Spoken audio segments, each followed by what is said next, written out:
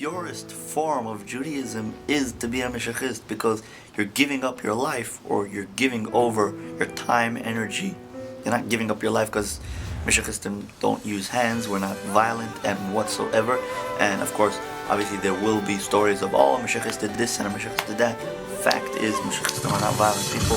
They have conviction, they'll try their best to do something, but generally speaking, they are not violent people, and they are very, very positive people, and they are the most happy people and encouraging people and energetic people in Judaism. They actually know what they're talking about. They'll open up any book with you and prove to you any point, as long as you're ready to listen to the truth, and you won't be overwhelmed by the truth and say, whoa, whoa, whoa, whoa, that's too much truth for one day. If you're ready for the truth, this is the truth. Now, a lot of people claim, oh, I got the truth for you, and the Christians say that they have the truth for you, and everybody says they have the truth for you. The truth is that you might think, oh, why would I think that this dude actually has the truth? Maybe he's brainwashed, maybe he's from a cult. Now, the fact that I'm actually bringing these things up, I hope gives you an idea that I'm a little open-minded and I've been around the block. But if it doesn't, then let me just say like this. Judaism, let's try to like sum things up in a way that you can agree with me. So, Judaism is the mother of all religions, or the founder of all religions. Everybody agrees? The Bible, respected by all people to be the Word of God, that Judaism is the most legit. Okay? Because it's the first religion, probably the most legit religion. The Jews have been spanning all the ages, and big nations like Rome and Greek that messed with the Jews don't exist anymore, but the Jewish people prevailed through fire, through everything, because God was watching them. And they're prevailing today. The Arabs are killing each other. That way the Jews can live in peace. Because if they wouldn't be killing each other, they'd be killing Jews or Americans. That's actually one of the prophecies of the Rebbe. You can actually check it up, and you'd actually be blown away by this prophecy. The Rebbe goes into detail about this 20-something years ago, or even the first time Saddam Hussein picked up his nose. The Rebbe said that the Arab kingdoms fighting is of the signs of redemption. And the Rebbe said this so many times, repeated this, as if something great's going to happen. And now look at this. Today we're standing in 2014, and there's still going on crazy wars with the Arabs. Now, when I see someone die, or when I see a video of what's going on, whether it's in Ukraine or in the Arab kingdoms in Syria or Egypt, I'm a passionate person. I don't like seeing people die, and I don't understand why this is so part of the prophecies of redemption. But if the Rebbe says that it's part of the prophecies of redemption, the Rebbe doesn't say it's good that the Arabs are dying. The Rebbe just says that fact is, he brings down the Yalkut Shimon, he brings down the prophets, and he says this is what it is. And the Rebbe says it again and again and again. As a prophet, the Rebbe says it. And the Rebbe explains how he is a prophet because of the previous Rebbe, it's a long story, but basically the Rebbe tells us that he is a prophet and that we need to publicize that the Rebbe is a prophet. But the fact is that the Rebbe says this prophecy, and we see it happening now. Fine. Let's go back to the point that we started off with. Being a Meshichist means that you understand that Mashiach, Messiah, the real Mashiach, is in Judaism. Let's close that Judaism is the legit religion. Okay? Let's give it that face value. Anybody that learned any other religions and then found Judaism or studied Judaism, I don't think he'll ever walk away saying Judaism is not. Judaism is probably the only religion that actually has set laws that people actually live by. If you're not a Jew, you can actually more or less decide if you want to actually do anything. I mean, that's just what I heard from somebody that went to India looking for religions. He said, if you're not in the mood, so then you don't have to, that kind of thing. But in Judaism, there's no such a thing as not being in the mood. Now, I know that the Arabs pray 5 times a day, whatever it is, and I don't know if it's voluntarily or not. I don't think it's voluntary. But point is that Judaism is very, very strict and very, very hardcore, and maybe that's why Christianity ever existed altogether to begin with, because in Christianity you don't need to actually do anything, you just have to believe, and then everything is done by the Jews for you in the Bible. So, okay, so let's say Judaism is legit. Now, Judaism itself is pretty dry. Now, I don't mean to say dry as in Judaism doesn't have any. The secrets of the Bible are what give Judaism its coolness, if you may. Today, in our day and age, I would say it like that. The secrets of the Bible is Hasidus. Hasidus is pashut amazing. It gives Judaism a whole new dimension. I'll give you an example. Hasidus explains us the binary, the programming of the soul. And it tells us all the details of the soul and how God made different kinds of souls, how they're all matched up, and they have a leader soul. Every nation has an angel that protects that nation.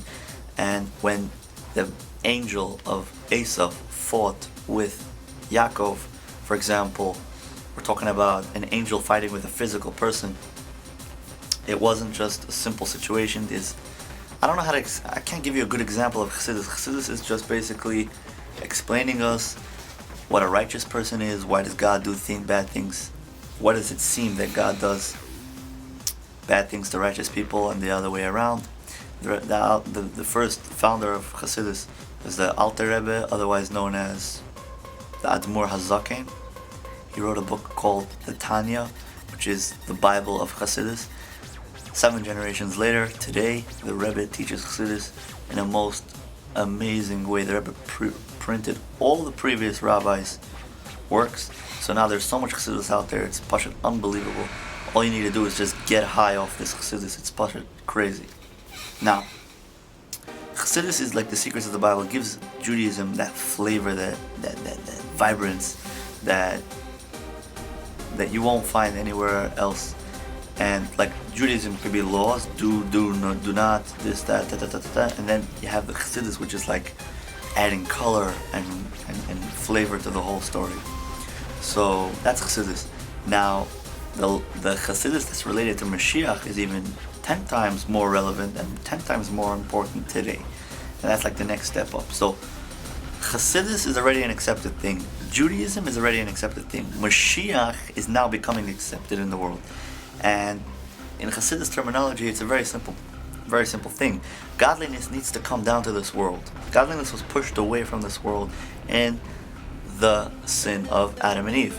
And it's coming down. It's coming back down. Yes, it's coming down right now. And it's coming down all the worlds. And it's right here. It's almost like we just need to do one good deed and we'll pull it off. The Rebbe says the Mashiach can come with one good deed. We don't know if it's you or if it's your brother, if it's your mother. Who's going to do it? What's going to be the deed? And then it's going to be boom, Mashiach comes. Because the whole world is like equal right now on a scale. Good deeds and bad deeds. And then you tilt the scale and boom, Mashiach comes. You don't know who's going to be that last one to tilt the scale before anybody else does anything bad. Who's going to be the one to hold himself back from doing something not good. And then boom, Mashiach will come. You don't know who's going to do repentance and boom, Mashiach's going to come.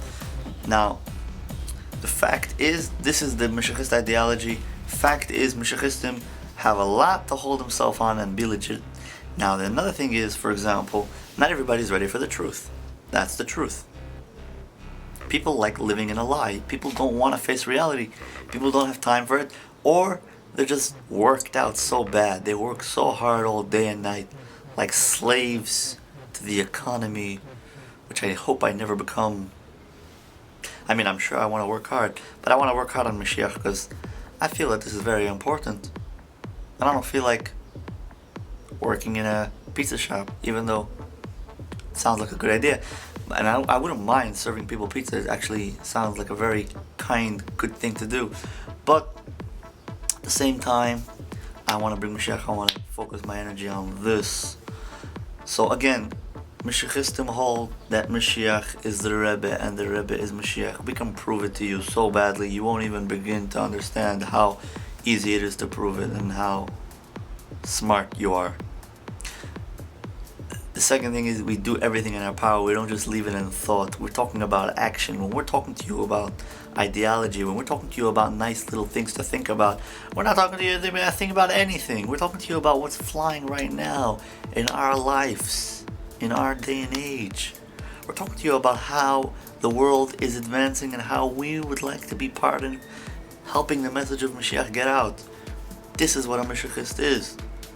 There are American Meshiachism, there are Israeli Meshiachism, and then there are every single other nation. French Meshiachism rock the house, by the way.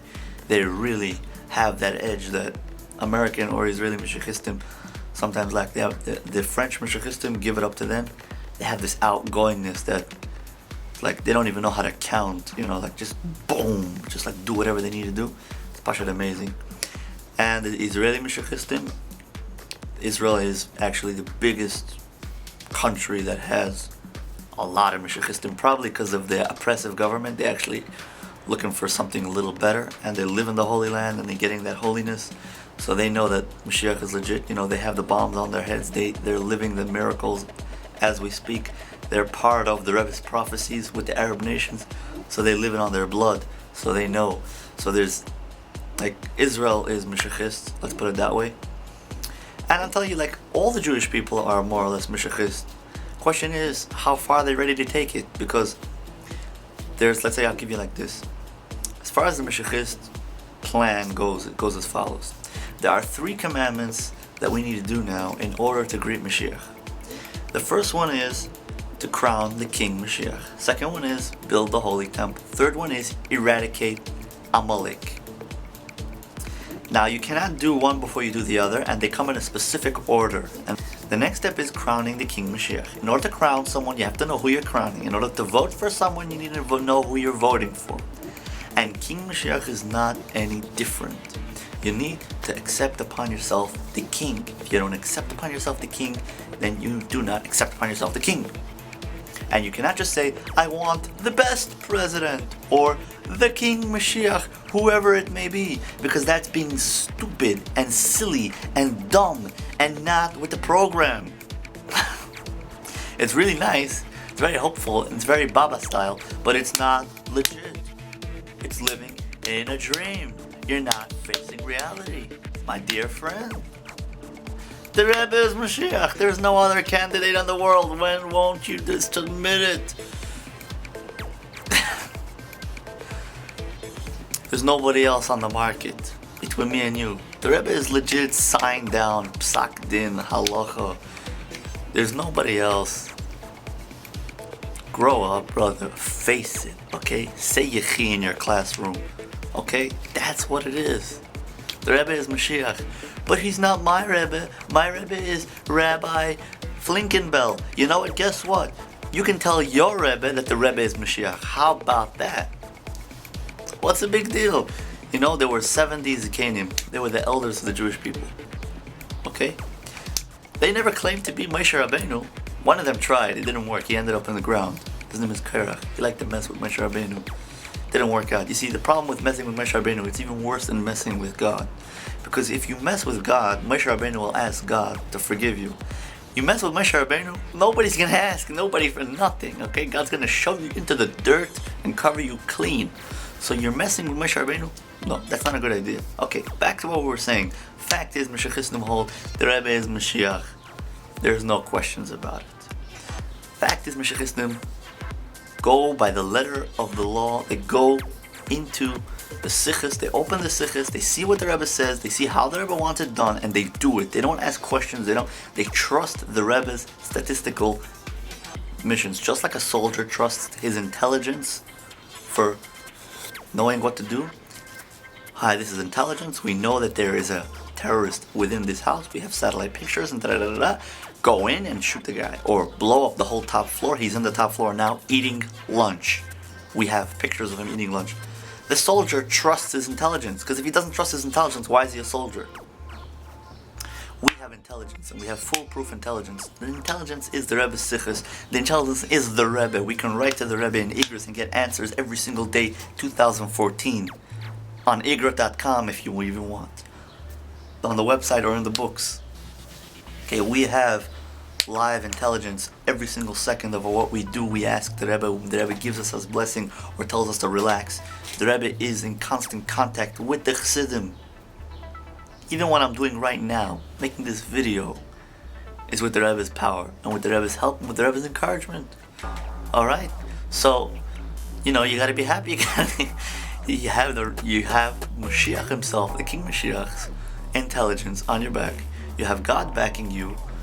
You're from the chosen nation. You're from the Hasidic group, which is best of, most enlightened people.